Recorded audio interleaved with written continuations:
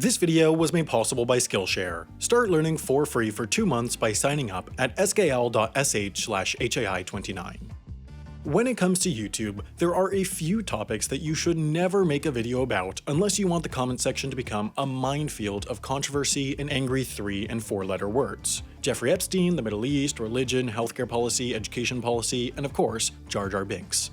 With all that said, please enjoy this video about 2 things that everyone agrees about and that are sure to stir up no controversy at all: politics and racism.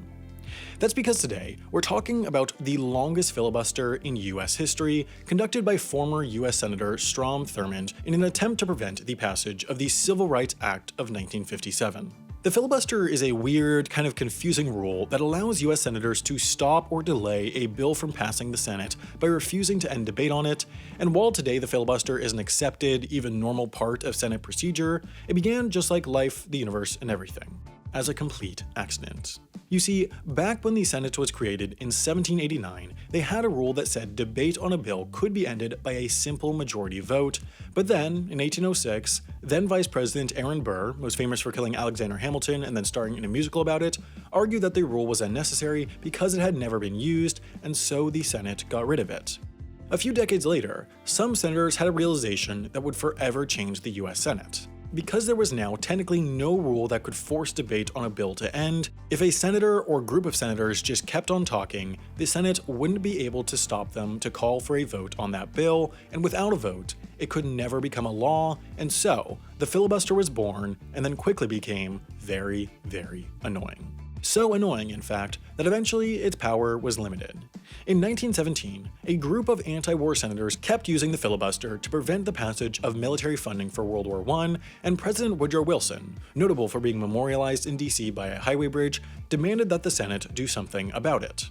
In a truly un-Senate-like move, the Senate took decisive action and created something called a cloture vote, which meant that a 2/3 majority of senators could vote to end a filibuster. Things have changed a bit since then, which I'll get to later, but that's how things stood when our story began.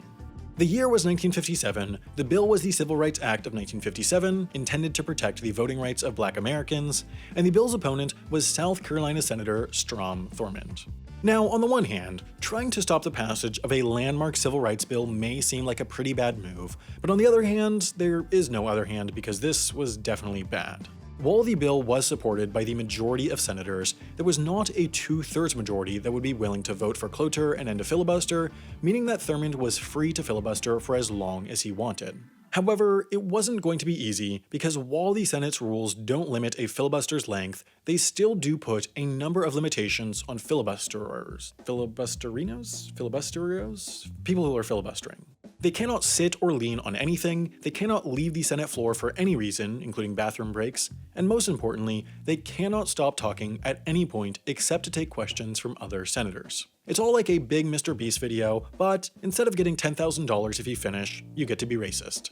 Thurmond prepared for his filibuster by taking daily steam baths in the preceding days in order to dehydrate his body and reduce the need for bathroom breaks, and then, at 8:54 p.m. on August 28, 1957, he was recognized by the Senate leader and began to speak. One interesting facet of the filibuster is that while senators cannot stop talking, there are no rules on what they have to talk about, and so filibusters have included everything from reading the phone book to reading a recipe for fried oysters to reading the Dr. Seuss book Green Eggs and Ham. Strom Thurmond, however, stayed remarkably on topic, mainly reading voting laws, Supreme Court decisions, and passages from pro-segregation books. He also occasionally fielded questions from fellow senators and snacked on diced-up pieces of pumpernickel bread and cooked hamburger meat, which are almost as gross as his opinions on civil rights. After 3 hours, Republican Senator Barry Goldwater decided to help out by making an insertion to the congressional record, which allowed Thurmond to take his one and only bathroom break. In theory, other senators could have done this too, but they chose not to, presumably because helping the racist guy stop the Civil Rights Act was probably not the best look. In order to combat this problem, Thurmond's aides set up a bucket in the Senate cloakroom that the senator could use to relieve himself while keeping one foot on the Senate floor, which I wish I could say was the grossest thing to ever take place there, but we all know that's not true.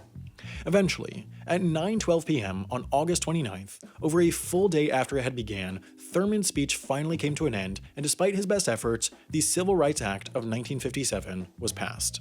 Filibusters have changed a bit since the days of Strom Thurmond and his bucket. A 1970 rules change dropped the threshold for a cloture vote from 2/3 to 3/5, or 60 of the 100 senators, and made it so that in order to filibuster, senators no longer have to actually stand and talk for as long as they can.